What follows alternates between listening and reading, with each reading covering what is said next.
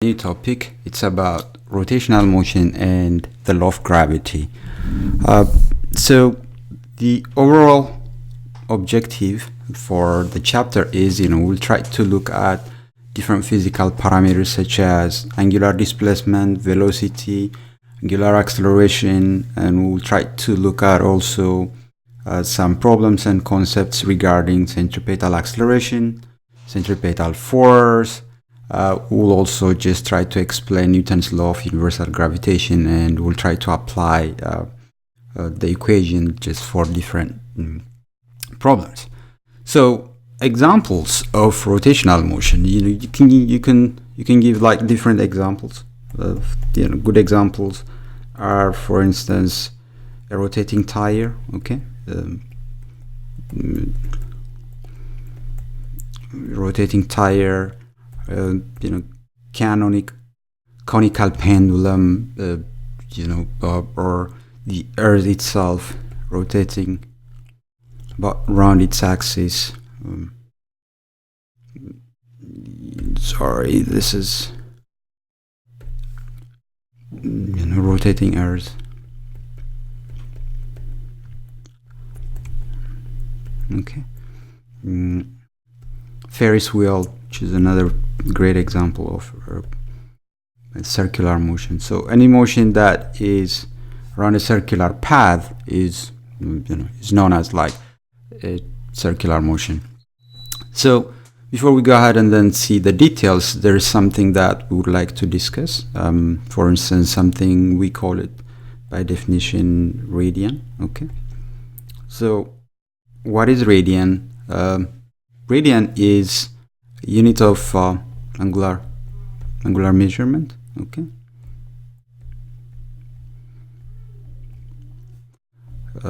Why do we need it? Because it's the SI unit of angular displacement. Okay. So for that reason, we need to know like what a radian means. So by definition, for instance, if you're trying to measure an angle in terms of radians, what it can do is, like, for instance, if you take a circle like this, and let's say this circle has a radius r, okay, and then let's say that like there is part of the circle that is subtended by a certain angle. So if you consider like this angle theta, okay, then in terms of radians, theta would be equivalent to the arc length subtended by theta divided by the radius. Okay, so that means theta, in other words, will be equal to, this is s, where you have the arc length divided by r.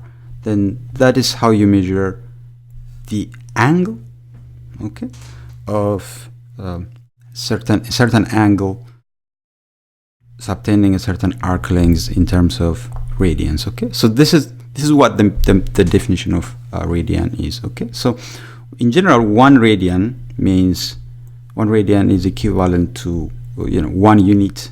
It can be meter or something else. 1 unit of arc length divided by 1 unit or the same length of radius. Okay, radius unit, 1 unit of radius. Okay, so the 2 units are cancel each other, and then you get the unit radian. So that's what a radian means. So for instance, how do you compare radian with angle? So for instance, what is 1 radian equal to in terms of degrees? Okay, so the overall understanding is basically like 2 pi radian, okay, is equivalent to a circle, which is equivalent to 360 degrees. So you may wonder, like, how did you come up with like a circle has 2 pi radian? So by definition, as we said it, like a circle. So if you take a circle, the whole arc length which is equivalent to the circumference, which is 2 pi r. So so you can say this like, you know, in terms of radian, for a circle you have 2 pi r divided by the radius. So 2 pi r represents the arc length, so this r will cancel out, then this 2 pi radian, so this is like for circle in terms of radian. So therefore a circle gives you like 2 pi radians. So as a result, like, you have 360 degrees for 2 pi radian. So as a result, like, so 1 radian can be found as 360 degrees divided by 2 pi radian for each degree. Okay, so as a result, like, so 1 radian is going to be equal to 57.3 degrees. Okay, so you know, you can always, so what if you want to convert any random theta in radian to its equivalent in angles? What you can do, just simply use the relationship, you know, 3 pi over 180 degrees multiplied by theta in degrees. Okay, so this is what the relationship between radian and degree angles, or vice versa. Okay, so you can use this as the conversion unit or a conversion system or approach, just to convert from one unit to the other. Okay, so the next item that we are interested in this chapter is, of course, angular speed and angular acceleration. Okay,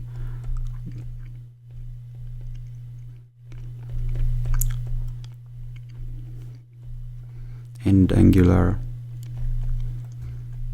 acceleration. Okay, so if you let's say you have certain circle like this, and then you have point P here. Okay, and then you have this reference line, and then let's say this thing starts to rotate in the counterclockwise direction. Okay, so when that happens, like, point P will end up somewhere around here. So it started from here, and then P is going to be around here. So that means, like, it traveled a distance of, which is equivalent to basically like theta. Okay, so you can consider this as it's like theta final. Then in general, the angular displacement, first, the angular displacement delta theta will be theta final minus theta initial. Okay, then as we said it, like, the SI unit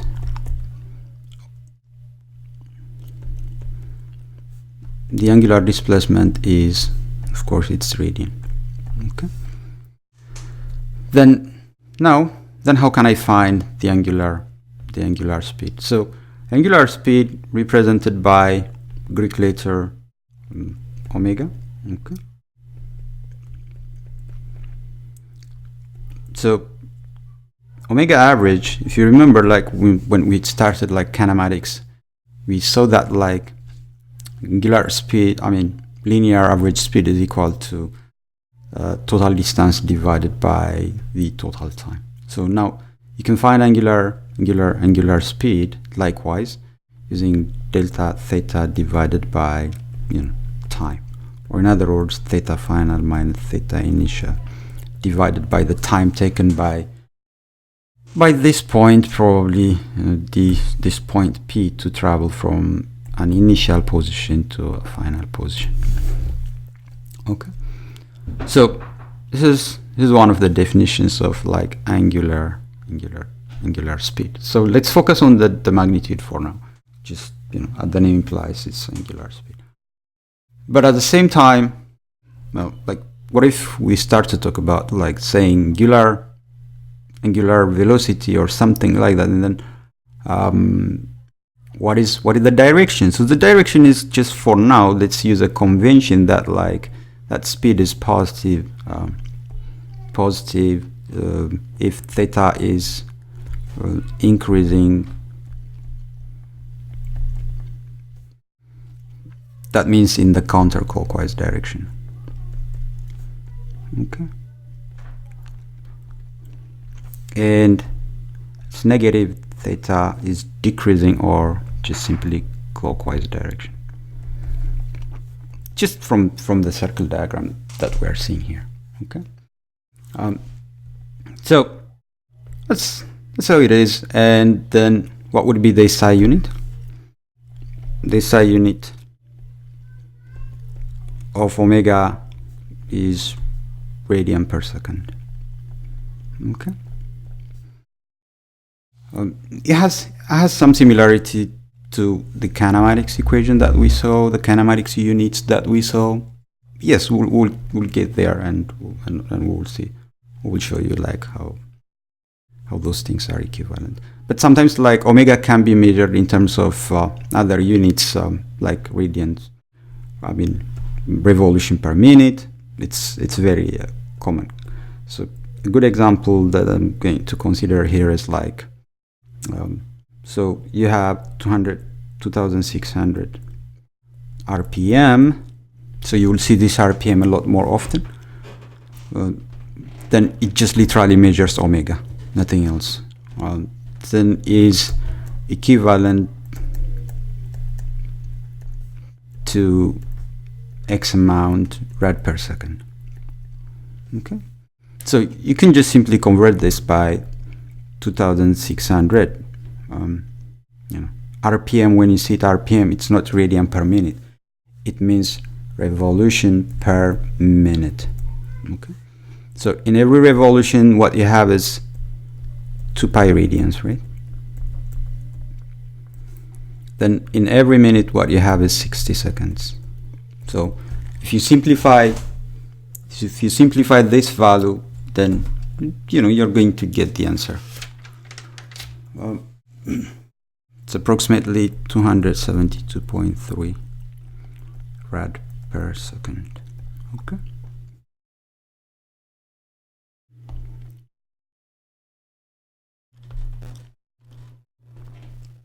Another decent example probably would be what is the angular speed of rotation of the Earth, who's standing on the surface. Basically, like, let's consider somebody who's standing on the surface of the Earth. What would be his angular speed?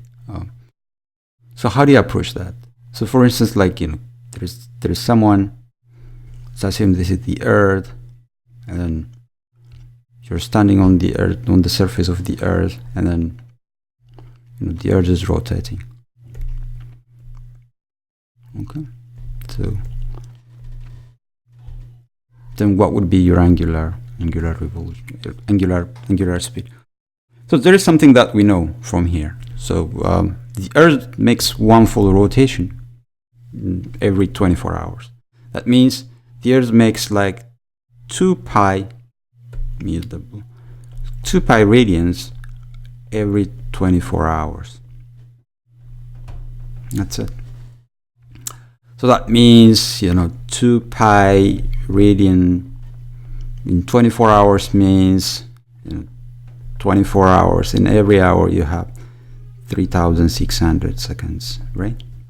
So we saw this one's like in unit conversion and so on and so forth. So if you simplify this, then omega of Earth is approximately 7.3 times 10 to the power of minus 5 radian per second. Yeah, it's relatively, some people they may say like, oh, is that why we don't feel the Earth moving? No, at all. I mean, this value is small, okay, when you see it small, but when we see it like tangential velocity and so on and so forth, we'll see that like how massive the speed of the Earth's revolution is in terms of linear, of course. But for now, this is what omega of the Earth is. Okay. So the next Next thing is like angular acceleration. So the definition will literally follow the kinematics concept. Okay, so angular acceleration usually represented by Greek letter alpha. Okay, so angular acceleration alpha is represented by omega final minus omega initial divided by time. It is something similar to what we saw for linear acceleration. Linear acceleration is equal to v final minus v initial divided by time. So likewise, this is how you will normally find alpha. Okay, so what would be the SI unit of alpha? SI unit. The SI unit of alpha is, of course, it's going to be radian per second square. It's something similar to, like, meters per second square, but it's a little different. Okay, so now what if you have a uniformly accelerated or angular acceleration kind of motion? So what if rotational motion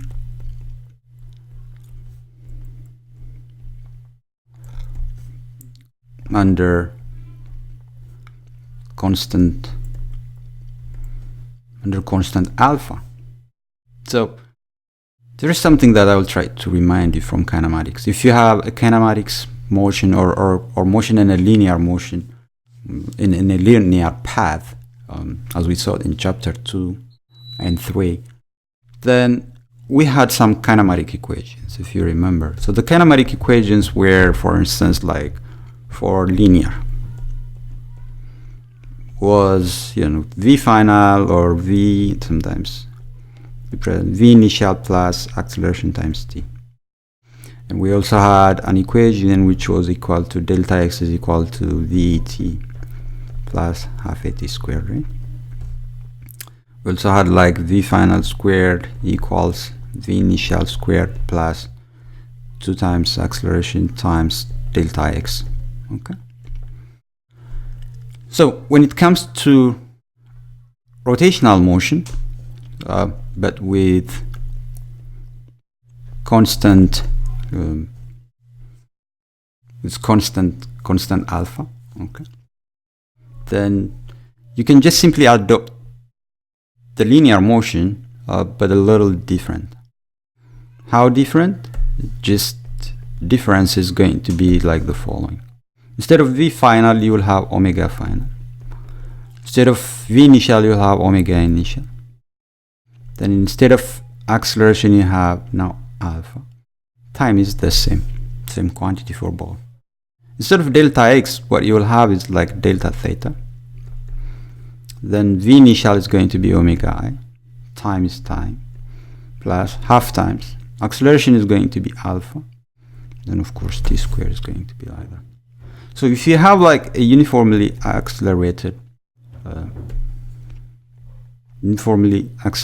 or angular motion, okay, that means if alpha is constant for your motion, then you can just simply apply those equations that are pretty similar to what you had for linear motion. Omega squared plus twice alpha times, instead of delta x, you have delta theta.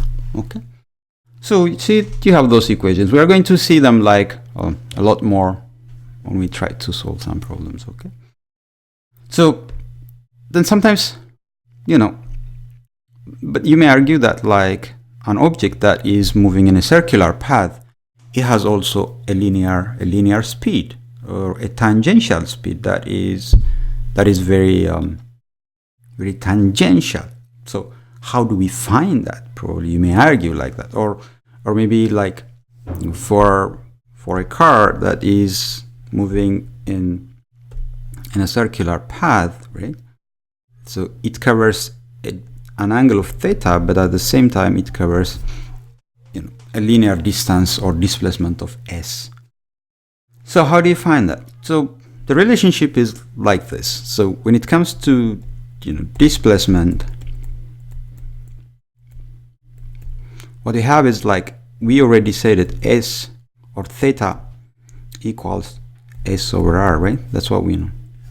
So then s, the linear distance covered by the car or by the object, is going to be automatically theta times r. So you can extend that same concept. What would be like the tangential velocity of the car when it travels like this. So it has v, but that v is constantly changing because it's moving around a circular path. Then the speed is going to be just simply v at any time t will be equal to omega at that point multiplied by the radius. Okay. Likewise, so this is a tangential, and you can call this tangential. Okay. When we represent sometimes like a tangential speed, it means like somehow the linear speed of the car. Then acceleration. So likewise, the acceleration can be considered as a acceleration or tangential acceleration is equivalent to alpha times r. Okay, so you just multiply those, and then you get the linear relationship between those things. Okay, so another important aspect of the chapter is centripetal acceleration. Okay, so what is centripetal acceleration? Centripetal acceleration is the acceleration of an object that is revolving around a circular path. Like for instance, take an object, let's say, and then it's moving at a constant speed around a circular path. So let's say, at some point the car was here and it has a tangential velocity, let's say, of vi. And then at another point, after a certain period of time, it has final velocity of v final like this. Okay. Now, what we know is acceleration is defined as, let me use my record, the change in velocity divided by time. But you may say here, let's say, like for instance, the speed of the car or the object that's revolving around here is 5 meters per second here, 5 meters per second there. But keep in mind, the velocities are different. Even the magnitude is like the same because the directions are different. How are they different? We know that like v final, like this is v final minus v initial divided by t. And this is a vector equation. Okay. Even though like the object had a constant speed, it means even though the magnitude is like 5 meters per second throughout the motion, throughout the curve, but something that you need to keep in mind is just this, the velocity is changing, and if the velocity is changing in direction, that's still considered as the change in velocity. If there is a change in velocity, therefore there is acceleration, because that's what this equation literally says. Okay, so if you take the two vectors and then if you try to add them or put like v final minus v initial, so what we know is like v final minus v initial is the same as vector v final plus the negative of v initial. And if you are adding two vectors, probably we saw it in chapter 1 or in the first topic. So if you have two vectors and if you are adding them, what you can do is like you have the first vector, which is going like this. I'll try to bring it approximately as possible. So this is your v final. This is the one. Okay, and then add v initial to it. So adding v initial means v initial is somehow like this, right? But in my equation here, what I need is not v initial. What I need is the negative of v initial. So the negative of v initial is going to go like this. See, this is minus vi. So then the resultant of the two vectors, the sum of the two vectors, always runs from the tail of the first vector to the head of the last vector. And this is what delta v will represent. Delta v means, v final minus v initial. So if you try to see this, if you look at like, the vector, and then if you try to see, like somehow, like this is your vector, and then somehow like this makes somehow a perpendicular line, somehow approximately perpendicular line to v final. So that means just like the direction of that acceleration is around here, like that. So there is that like its acceleration, the acceleration or the direction of a centripetal, the one we just found, is always towards the center of the circle or the path.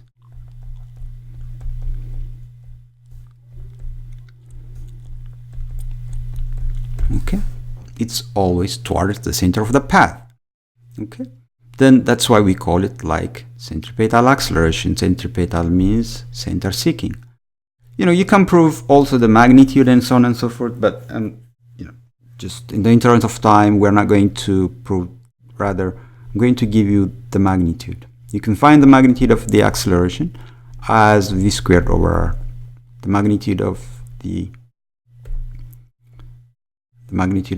speed or the velocity at which the object is revolving around that area, multiplied by, v squared divided by r, that gives you a centripetal acceleration. But there is a linear relationship that we mentioned earlier. V squared can be replaced by r times omega, right, in the previous one. So this is an alternative equation to find a centripetal. So what you will have is like, you will have r squared omega squared divided by r. So one r can cancel out. So therefore, acceleration centripetal can also be found using r times omega squared. Okay.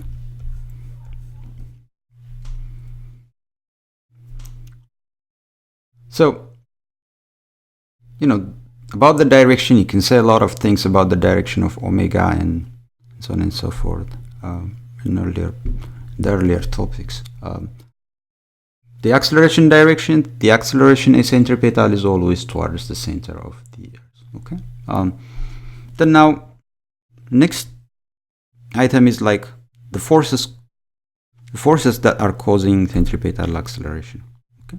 So we call that F centripetal. So from Newton's second law, what we know is like, if there's no any external force, other than the one that you have, so therefore that is equivalent to, so what we know is net force equals mass times acceleration. So as a result, if you have a net force of equivalent to the centripetal force, or the force that is causing the centripetal motion, so therefore you can find that as just using this equation. Centripetal is equal to mass times acceleration centripetal. Okay, so keep in mind, so Fc is the force that keeps the motion or the object in a circular path. It can be gravitational force. For instance, like the moon is revolving around the earth. That is because of the earth's gravity. Then as a result, like Earth's gravity is providing centripetal force for the car, for the moon. If you consider like centripetal force can be provided by friction. For instance, if you are driving around a circular path, then the force of friction is providing you the centripetal force, because it's friction that keeps you like to revolve around in that path. It's not because you are strong enough to negotiate the road. No, if there were no friction, it's literally impossible like to drive in a circular path. You will skid off the road. So as a result, like the is provided by centripetal force. Okay. So then now, probably maybe you can go ahead and then solve a few problems, or also like we can also look at some applications. So just a few applications of centripetal force.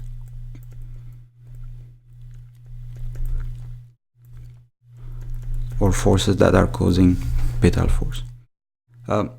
One simple example is, for instance, if you have a car, and let's say the car like this, and let's say this car is traveling in a circular path. Okay.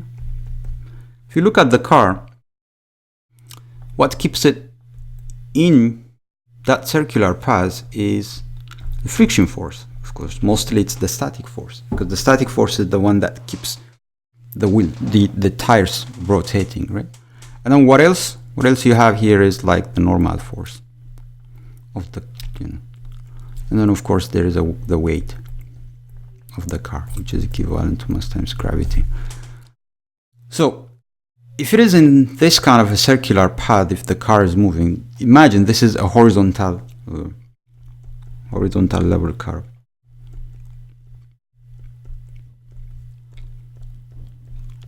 Okay. So if you consider that, like we saw that like in chapter 4, maybe in topic 4, we discussed like friction or static friction is equivalent to mu s multiplied by n. Since the car is like moving in a horizontal path, and that means normally its normal force would be the same as mass times gravity, the magnitude, right? So then F centripetal is now provided by the friction. So if you try to substitute it, what we know about centripetal forces, like we know that centripetal force is mass times acceleration centripetal, and Fs is, which is mu s multiplied by normal force. Mu s is just mu s. There's no arrow or anything. Just let's play with the magnitude for now. Okay. So F centripetal is v squared over r. That's what we know. Then you have mu s multiplied by n is just mass times gravity.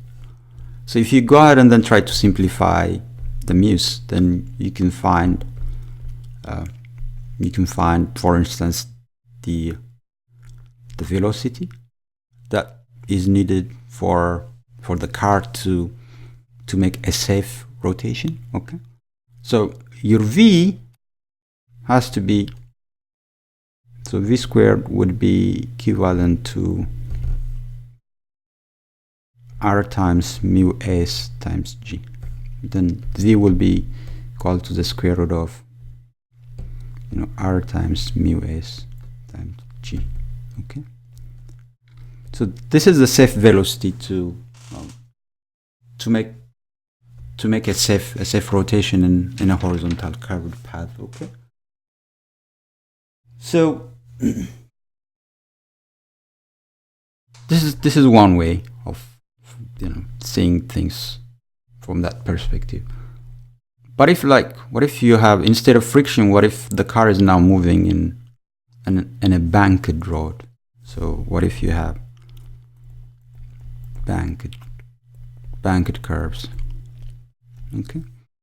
So banked means like the car is driving like this. Okay. Then we know that like there's a normal force that's going like this, and we know that like there is angle theta here if the banked angle is theta. And if you can imagine, there's no any friction. Imagine just for no friction scenario, that's mostly the worst. So even if there is no friction, if the road is banked, still you may have the chance to make a safe revolve or a safe rotation. How? You may say like this: if you look at this, like, so who's going to provide the centripetal force for the safe ride? So it's going to be this component of the normal force. Okay, actually you can call it like, I don't know, n sine theta. Why? This is theta, right? So this is like opposite to theta, this side. So this vector is literally equivalent to this vector. So n sine theta is going to provide centripetal force, which is mv squared over r. That's the centripetal force that you have. Now, since the car is not accelerating in the y direction, what you are going to have is, like, you have this guy, which is the y component of the normal force. Okay, then will be equivalent to what you are going to have for mg.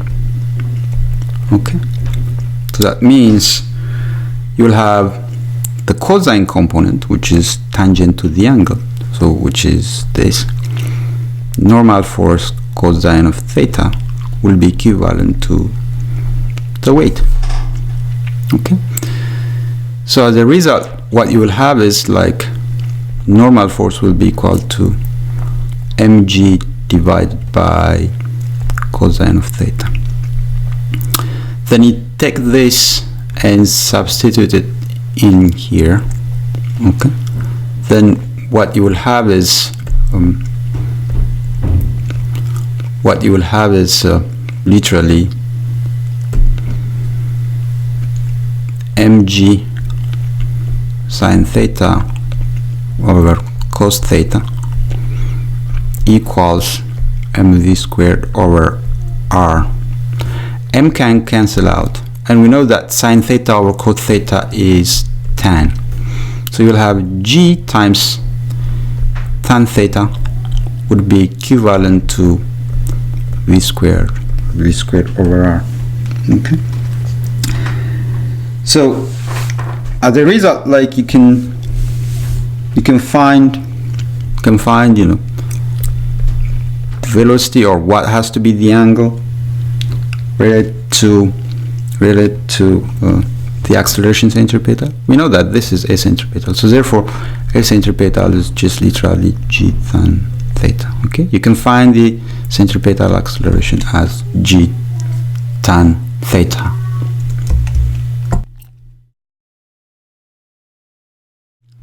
Then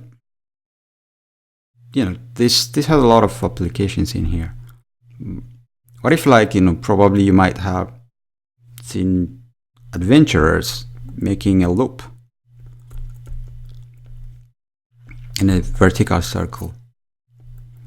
Okay, so in a vertical circle, it means, like, for instance, you have circular path like this, and then you might have seen it, like, some adventurers, like, on a motorbike or on a bike, and they ride, and then they make the loop. Okay, so why they're not falling when they reach at this point? The main reason is here they have the weight. mg is dropping them. So why do they survive? Because they maintain a certain safe velocity. Then how do you find that safe velocity? So literally the weight of the person is providing the centripetal force. So which is mg equals F centripetal is mv squared over r.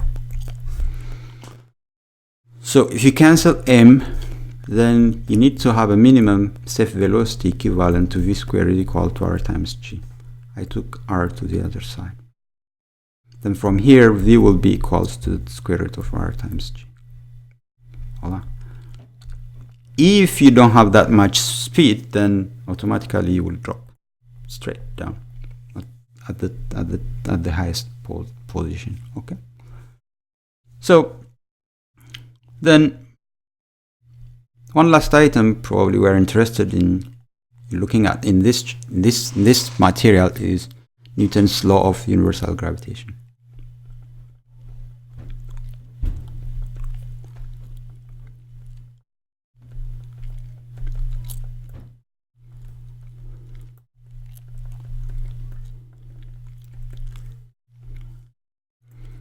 So if there are two masses separated by a distance of r, center to center, then according to Newton, what it said is like there is a gravitational force that is being developed between the two, and that is equivalent to g times m1 times m2 divided by r squared.